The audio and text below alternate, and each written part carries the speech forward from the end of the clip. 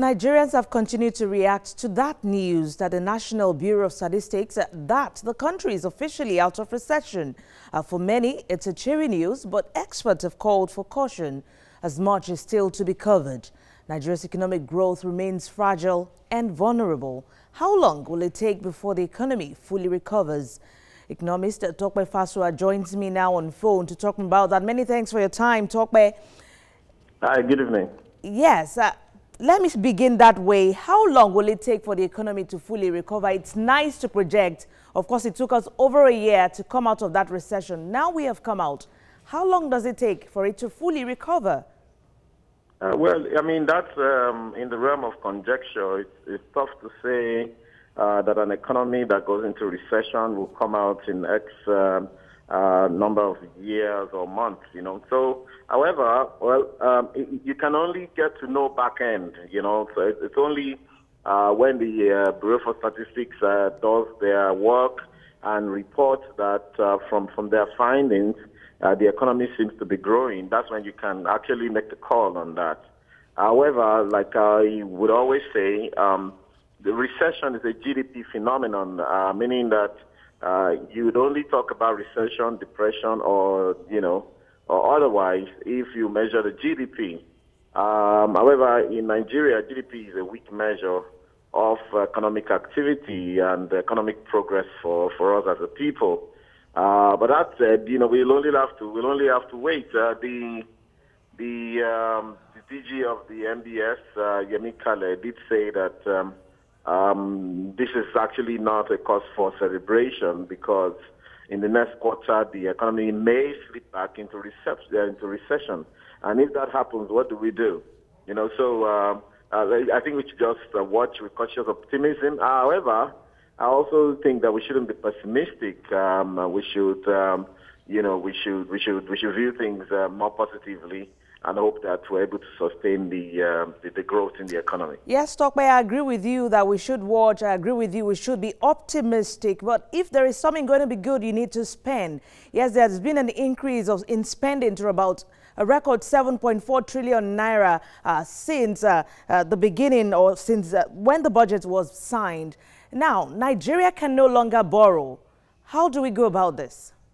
Well, I'm not sure Nigeria can no longer borrow. Nigeria can borrow, even though perhaps there are a few factors that, as a matter of fact, one of the issues is that when an economy begins to pull out of recession, it becomes a bit more attractive for foreign investors and so on to come in, and also for people to buy your bonds, meaning that we can raise money. We can raise money perhaps better now than when we were in recession, and there seems not to be any light at the end of the tunnel. But I think if we go back and look at the components of the growth, the oil sector is doing pretty well. Perhaps we're going to do a bit better now because we hear that the hurricanes have damaged a few refineries abroad, and that has made oil prices to skyrocket, or rather to spike at about $55, which is perhaps better than we expected. However, the fragility of the economy, the innate fragility of the economy is still there because we're talking about oil sector here. Again, one of the sectors that recorded good growth was the electricity sector. And we know we're still in the rainy season. The water levels are high. The dams are working fine and all of that. And in this season, electricity actually performs pretty well. We don't know what will happen when water levels drop, and then we begin to hear all the stories again. Again, we have some growth from agriculture. Yes, the government has done quite a few.